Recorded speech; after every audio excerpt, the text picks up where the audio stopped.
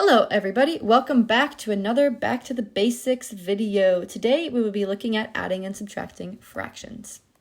Our learning targets today are learning how to add and subtract fractions with common denominators, understanding how to find least common multiples, and then adding and subtracting fractions with different denominators. When we add and subtract fractions with common denominators, it is quite straightforward.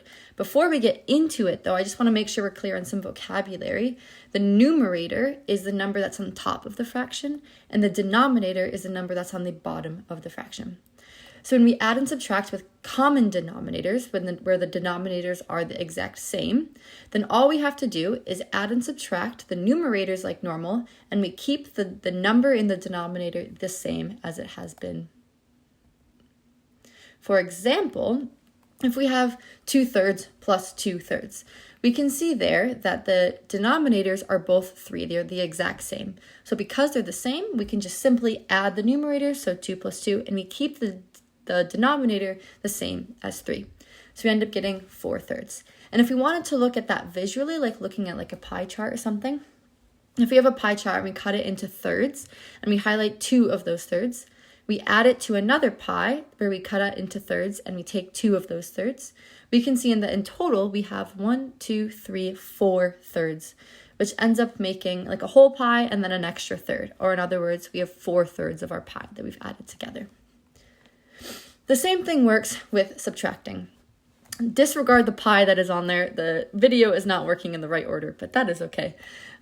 First, we can identify with the subtracting example that the denominators are the same. They are both 6. Now, because of that, we can just simply subtract the numerators and keep the denominator the same. So we end up getting just 3/6, which can be simplified to 1/2. And again, visually, if we cut that pie up into 6 pieces, highlight 5 of them, and we take away 2 of those 6 pieces from another pie, that means that we would have left just 3 pieces of pie, or half of our pie left. Now, if we want to add and subtract fractions with different denominators, that process is slightly different. It's different because we can only add and subtract if the denominators are the same. So we have to first find least common multiples to write these fractions in the same denominator so we can then add and subtract them together. So let's take a quick look at how to find least common multiples and how to convert fractions to have different denominators. So let's say we have the fraction 2/3. Again, we can show it with that pie, how it takes up 2/3 of our circle. But let's say we wanted to write it in, we wanted to convert it to the same ratio but different values. We can say that we're going to double our ratio, for example. We want to write it with the denominator of 6. So you can multiply the numerator by 2 and the denominator by 2. That gives us 4/6. Now these two look like different fractions, but when we put it onto an actual pie, if we cut it into 6 pieces and highlight 4 of them, you can see that it takes the same amount of space of the pie as the 2/3 fraction. So we've just increased what the numbers are, but the basic ratio between them stay the same. So we're not actually changing the value of our fraction. We can do the same thing with any other value. So we can take 2/3 and multiply it by 4 to quadruple it.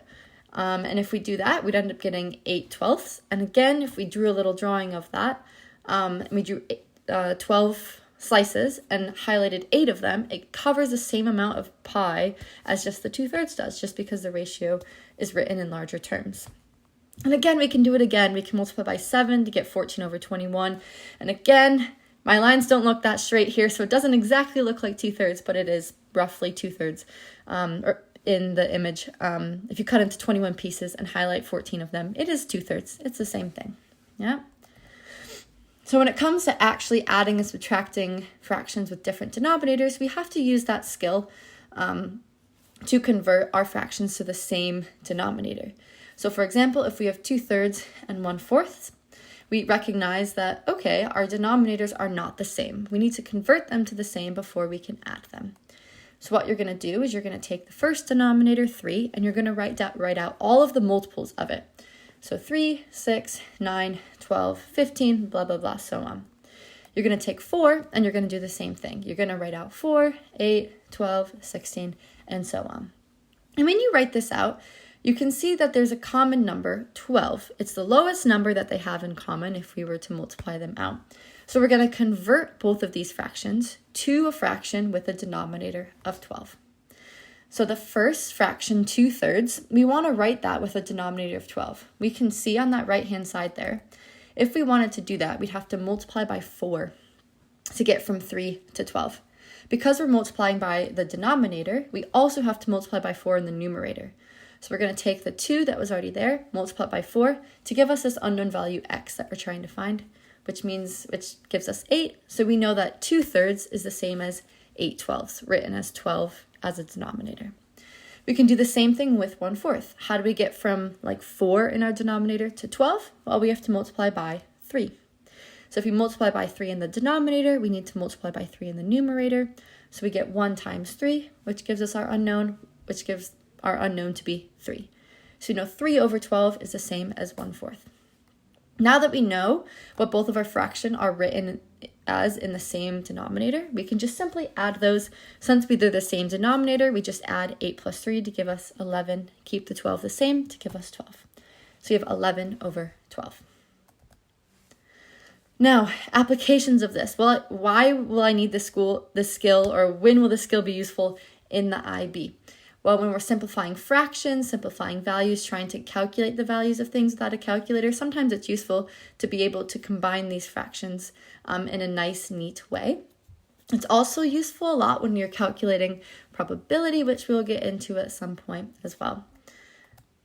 Here are some practice resources that you can use to practice converting these fractions to different denominators, adding and subtracting fractions. There's even some games on there you can play with friends. So go get practicing.